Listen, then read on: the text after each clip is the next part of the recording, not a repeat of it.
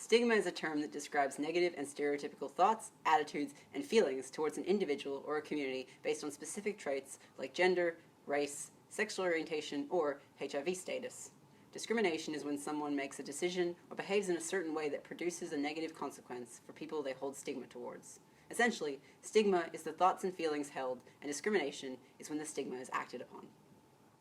The stigma and discrimination associated with HIV today can be traced back to the fear surrounding HIV in the early 1980s.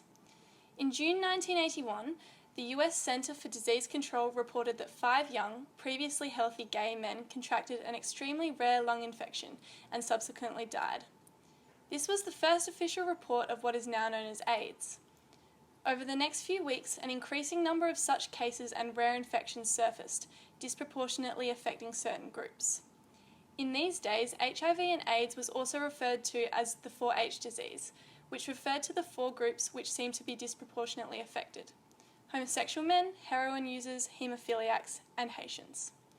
This exacerbated the stigma already on these vulnerable groups.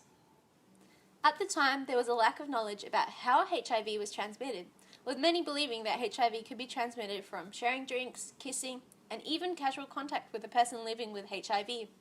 This created fear of people living with HIV due to the extreme panic about acquiring the virus. It also created false beliefs about people living with HIV.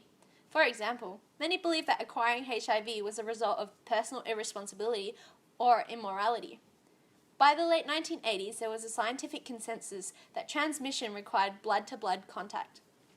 Despite this, fear was still rampant, and the discrimination that resulted was overwhelming. A well-known case was that of Ryan White, a young man who acquired HIV from a blood transfusion. Once his diagnosis was made public, students and teachers signed a petition encouraging Ryan's school to ban him from returning. When he was able to return to school, he was viciously bullied and made to use separate bathrooms and utensils. Ryan and his family were forced to relocate when a bullet was fired through their living room window. In Australia, gay men were banned from dentists and evicted from their homes. New South Wales Police called for a ban on random breath testing and insisted on being issued with plastic gloves due to fear that saliva could transmit HIV. HIV-positive people were also banned from flying on planes. Today, stigma and discrimination still impact the lives of people living with HIV. In 35% of countries with data about HIV, over 50% of HIV-positive people reported experiencing discriminatory attitudes. These attitudes can manifest through family rejection, rejection from possible sexual partners, disadvantages in the workplace, and internalized stigma which can negatively affect mental health. Legal discrimination is also still an issue.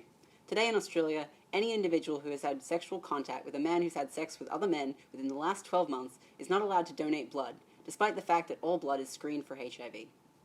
In order to end the stigma surrounding HIV, we need to have open, honest, and positive conversations about HIV. We encourage everyone to educate themselves, think before they speak, and proactively support people living with HIV. To help you out, we're going to give you a couple of examples of positive ways to respond when someone tells you they're HIV positive. Thanks for confiding in me and trusting me enough to share your status. While I may not know the right thing to say to you in this moment, please know that I am here to listen and that I care. Thank you for telling me. I really appreciate your trust in me. How can I best support you? Let's explore appropriate language when discussing HIV and AIDS.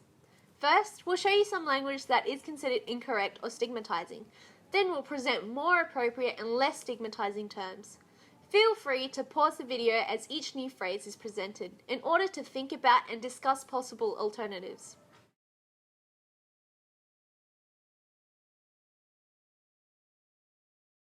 Instead of AIDS virus or HIV virus, just say HIV or HIV/AIDS. There's no such thing as the AIDS virus. There is only human immunodeficiency virus, the virus that can cause AIDS when left untreated. The term HIV virus is redundant as the V in HIV stands for virus.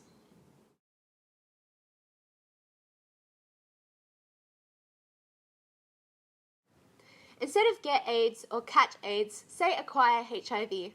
AIDS can only develop from untreated HIV and isn't something you can catch.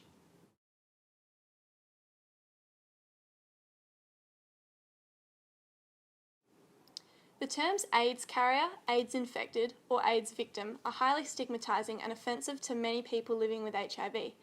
Additionally, people do not necessarily suffer because they have HIV. Instead, say HIV positive or person living with HIV.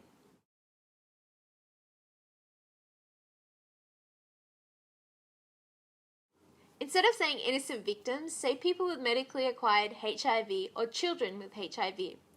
Innocent victims is frequently used to describe children with HIV or people with medically acquired HIV. The term implies that people who have acquired HIV in other ways are guilty of some wrongdoing and deserve to be infected with HIV. Thank you for watching our Talking Positive video series.